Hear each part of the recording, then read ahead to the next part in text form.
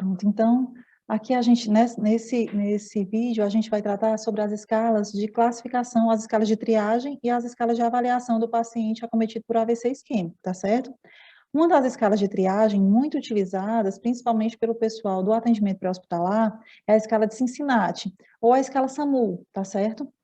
Eu acho que quase todo mundo já entrou em contato com essa escala, porque ela é bem distribuída nas campanhas do Ministério, quando o assunto é o AVC isquêmico, né?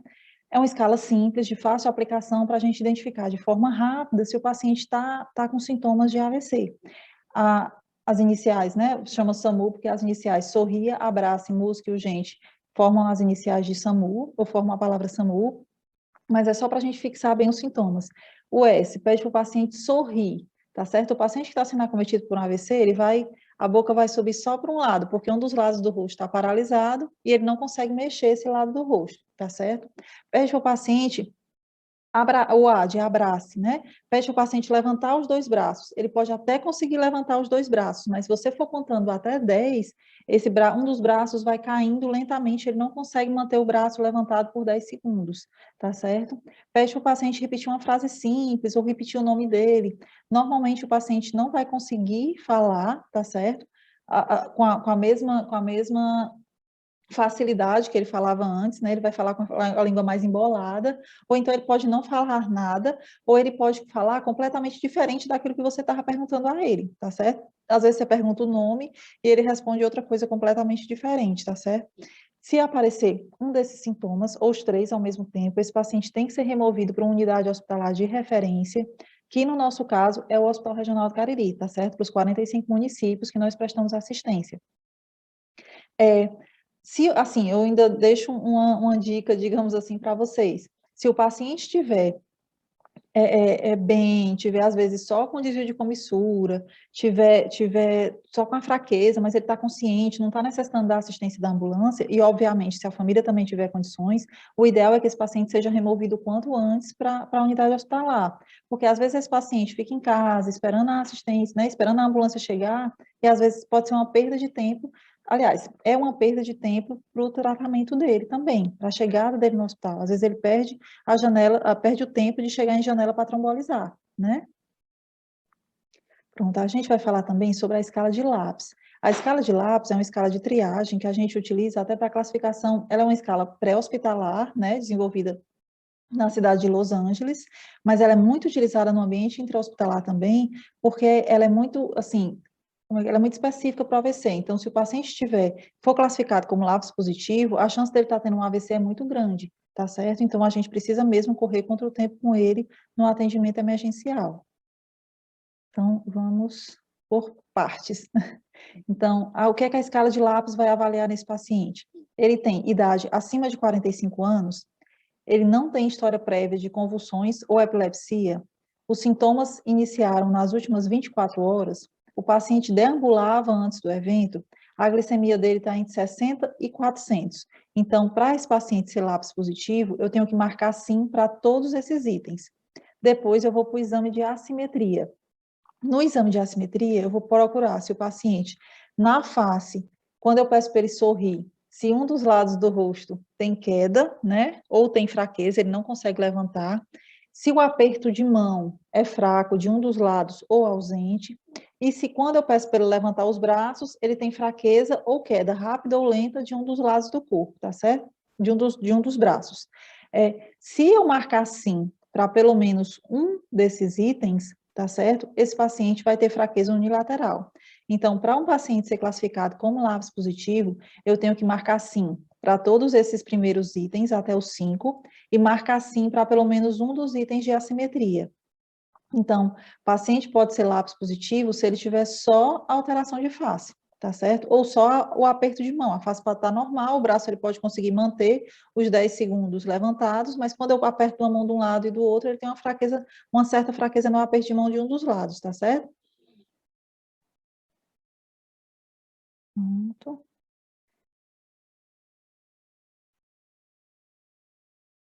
Agora, vamos para as escalas de avaliação. Essas escalas que a gente falou anteriormente, a de Cincinnati e a de Lapes, são escalas de triagem. As escalas de avaliação.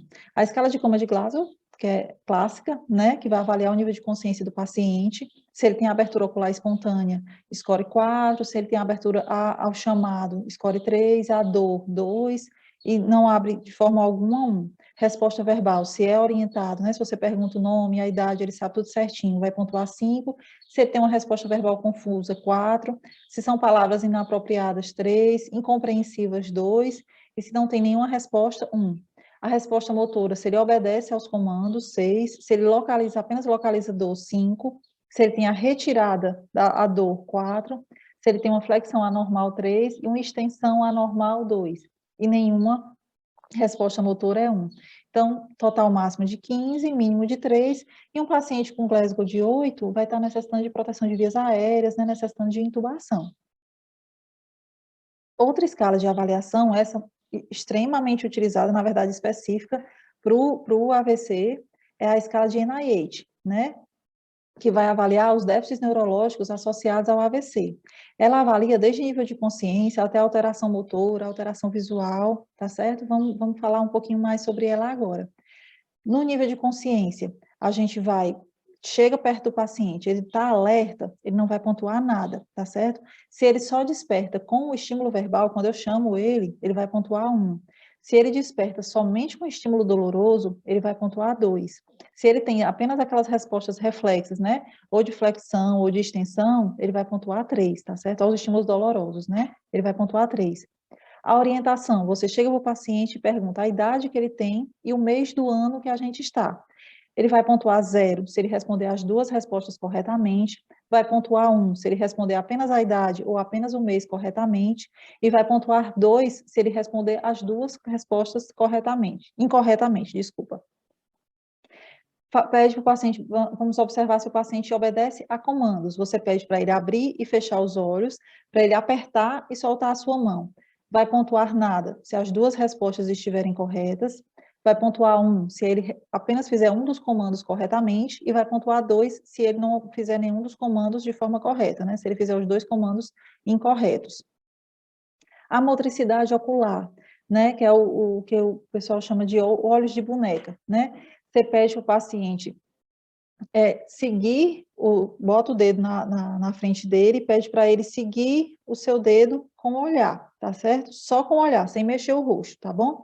0 vai ser normal, 1 vai ser quando ele tem paresia do olhar conjugado, então ele não consegue seguir, um dos olhos fica paradinho, ele não segue o movimento, e o desvio do olhar conjugado é quando ele vai e o olho, na verdade, faz um desvio para o outro lado, tá certo? Ele vai pontuar 2.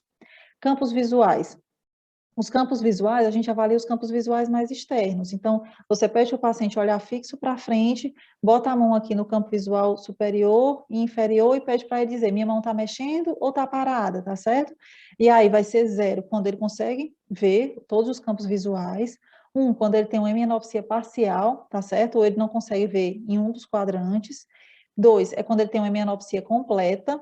E 3, é quando ele não consegue enxergar nada, tá certo? Paresia facial. Na paresia facial, você observa, chega e observa o paciente. 0 é quando ele está normalzinho. 1 é quando ele tem uma paresia mínima, que você só percebe quando você pede para ele sorrir.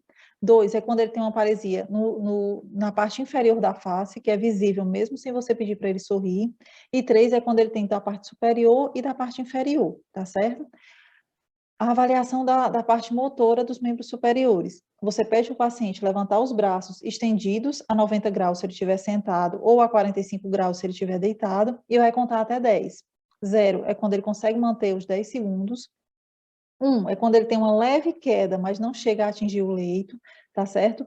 2 é quando ele tenta forçar contra a gravidade, mas ele não sustenta, né? Ele tenta, mas não sustenta. 3 é quando ele não tem força contra a gravidade, mas ele consegue arrastar no leito o braço, por exemplo, ele tenta mexer alguma coisa, mas ele não consegue nem levantar do leito. E 4 é quando ele não tem movimento nenhum, o braço é completamente parado, ele nem tira do leito o braço. A parte motora de membros inferiores. A gente pede para o paciente levantar a perna a 30 graus e conta até 5, por 5 segundos. 0 é quando não tem queda. 1 é quando ele tem aquela queda, mas não atinge o leito. 2 é quando ele força contra a gravidade, mas ele não consegue sustentar, ele cai, tem aquela queda rápida da perna.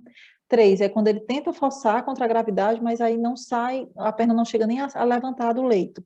E 4 é quando ele não tem movimento nenhum, ele não tenta nem forçar contra a gravidade, tá certo? A ataxia. A ataxia a gente testa tanto a ataxia de membros superiores quanto a ataxia de membros inferiores. A ataxia de membros superiores a gente testa pedindo para o paciente com o braço esticado tentar tocar com a ponta do dedo a ponta do nariz, tá certo? Então, o paciente que está sendo acometido por um AVC, ele não consegue fazer esse movimento. Então, ele vem para a testa, vem para o peito, mas ele não consegue tocar o nariz, tá bom? A ataxia de membros inferiores, a gente testa pedindo para o paciente, né, obviamente deitado, tentar arrastar do calcanhar para o joelho a perna, tá certo? De uma perna para outra, arrastar do calcanhar para o joelho. Então, o paciente que está sendo acometido por um AVC, ele também não vai conseguir fazer esse movimento. Então, 0 é quando ele não tem ataxia ou quando não dá para você testar. O paciente ou está hemiplégico ou ele está afásico, tá certo? 1 é quando ele tem ataxia em um dos membros e 2 é quando ele tem ataxia nos dois membros, tá bom? A sensibilidade. Você vai testar a sensibilidade dolorosa desse paciente ou sensibilidade tátil mesmo.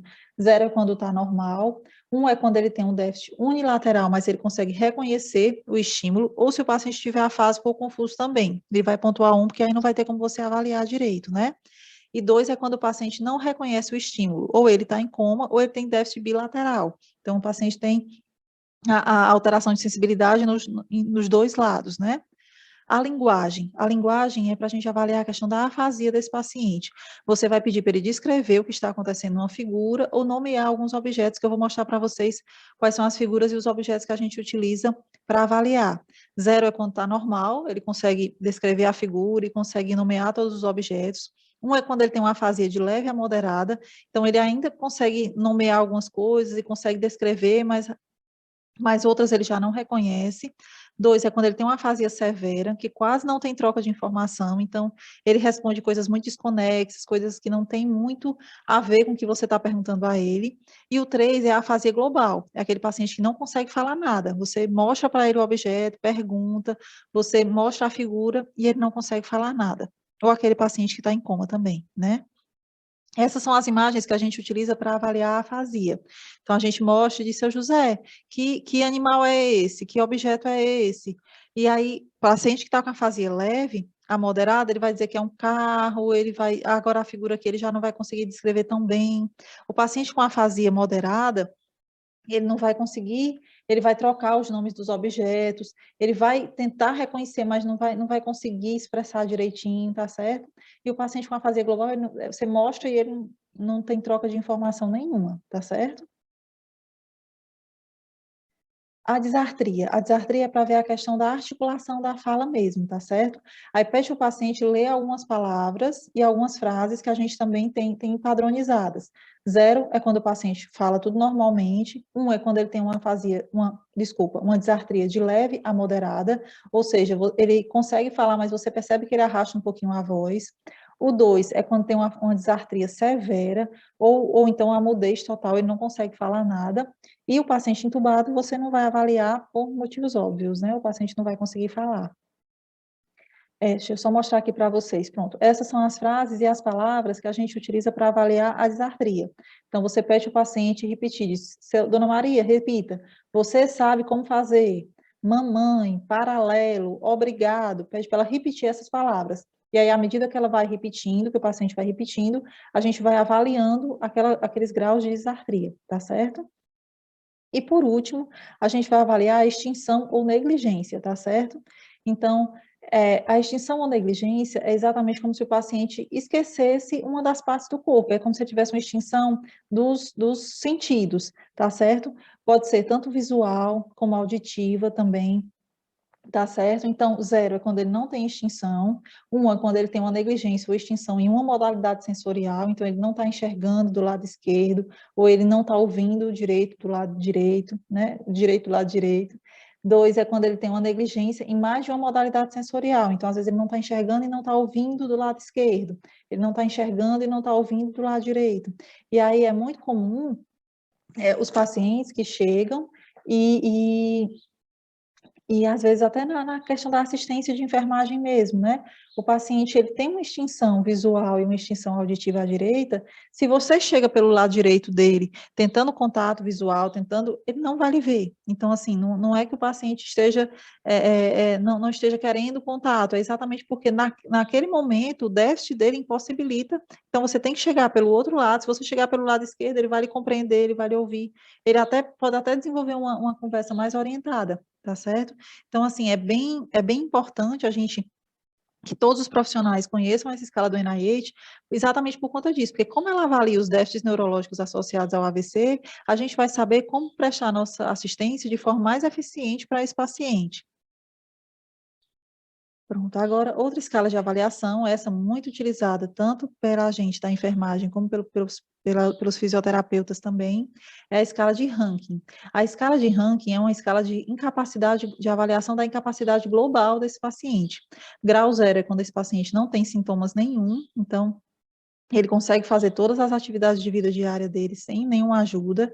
Grau 1 é quando ele não tem nenhuma capacidade significante, então ele é capaz também de realizar todas as suas atividades de vida diária, apesar dos sintomas, tá certo? Então é aquele paciente que às vezes só tem um desvio de comissura, ou um paciente que às vezes tem uma hemianopsia, né, que não está atingindo tanto as atividades de vida diária dele. Grau 2 é quando o paciente tem uma incapacidade leve e ele é incapaz de realizar algumas atividades prévias de vida diária, mas ele tem capacidade de cuidar de suas próprias atividades sem assistência.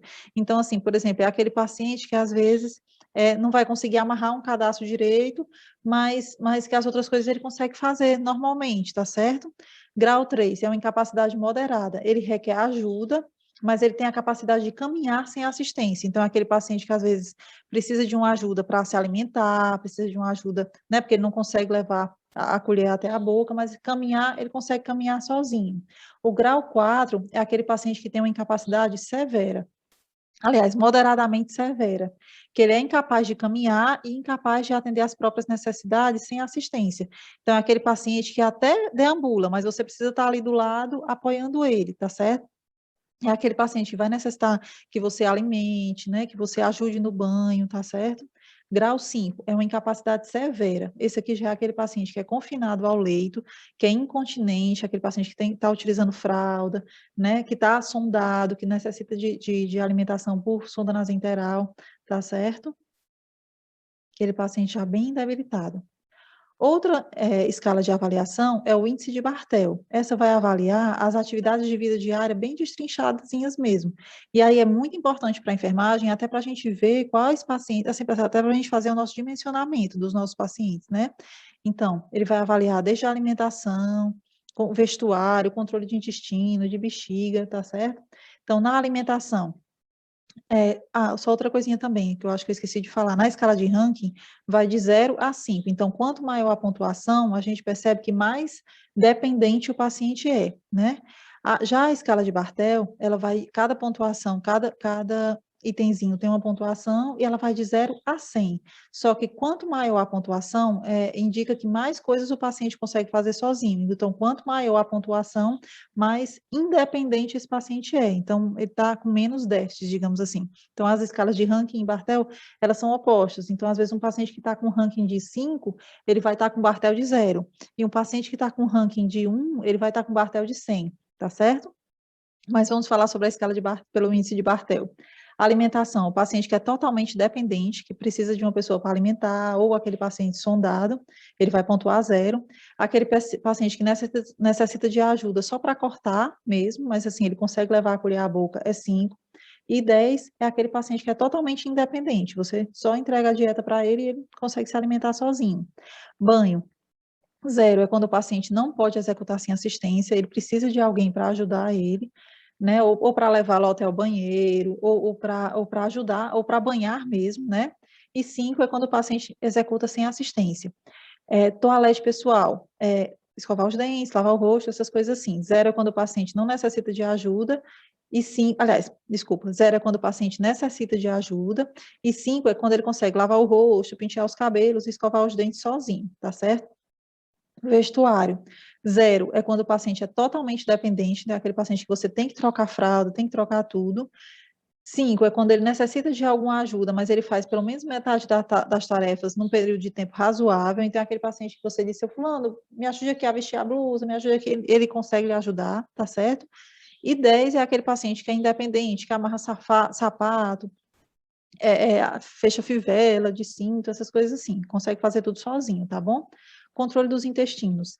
0 é pacientes com acidentes frequentes, então aquele paciente que está incontinente mesmo. 5 é quando ele tem acidentes ocasionais, ou ele vai necessitar com auxílio de enema ou supositório. E 10 é aquele paciente sem acidentes, e aquele paciente que consegue ir sozinho ao banheiro, tá certo? Sem nenhum problema. Controle de bexigas. 0 é aquele paciente incontinente, né, que faz xixi na fralda, que não está mais nem sentindo quando tá precisando urinar. 5 é quando tem alguns acidentes ocasionais, ou aquele paciente que necessita de ajuda com papagaio ou com a paradeira, né? 10 é aquele paciente que vai ao banheiro sozinho, ou se aquele paciente que você entrega o papagaio a ele e ele consegue utilizar sem nenhum problema. Locomoção ao teu banheiro. 0 é aquele paciente restrito ao leito, ele não usa o banheiro, né, ele faz tudo na fralda. 5 é aquele paciente que vai necessitar de ajuda para equilibrar, colocar as roupas, cortar o papel, aquele paciente que necessita de ajuda para deambular. E 10 é aquele paciente que é independente, né? Transferência da cama para a cadeira. 0 é aquele paciente restrito ao leito, que nem utiliza a cadeira porque ele não tem controle de tronco, né? 5 é aquele paciente que é capaz de sentar, mas necessita de assistência, né? Aquele paciente que você consegue sentar ele, mas aí você precisa ajeitar, colocar um encosto, essas coisinhas assim. 10 é a mínima para aquele paciente que consegue fazer sozinho, mas você tem que ficar ali supervisionando, porque às vezes ele tem uma tontura, uma vertigem. 15 é aquele paciente que é completamente independente, ele é capaz de levantar, de levar os suportes, sem nenhum problema, tá certo? Mobilidade e deambulação. 0 é aquele paciente que senta na cadeira de rodas, mas ele não consegue se impulsionar, tá certo? Então, é aquele paciente que você só coloca lá e ele fica sentadinho, né? 5 é aquele paciente que consegue, que é independente da cadeira de rodas, mas ele não consegue caminhar, tá certo? Então, ele senta na cadeira de rodas, ele até fica bonzinho, mas ele não caminha, não consegue caminhar sozinho. 10 é aquele paciente que caminha com assistência por 50 metros, então aquele paciente que você levando ele pelo bracinho, assim, segurando, dando um apoio a ele vai conseguir deambular. E 15 é aquele paciente que é independente, que ele consegue caminhar sozinho, sem nenhum problema, tá certo? Subir escadas. 0 é quando o paciente não sobe, né? Aquele paciente acamado mesmo. 5 é aquele paciente que necessita de ajuda ou supervisão. E 10 é aquele paciente que é independente, que sobe escadas, é aquele paciente que você aquele que você não precisa estar ali muito pertinho dele, você sabe que ele consegue ir sozinho, né? Então, desculpa, como vocês viram,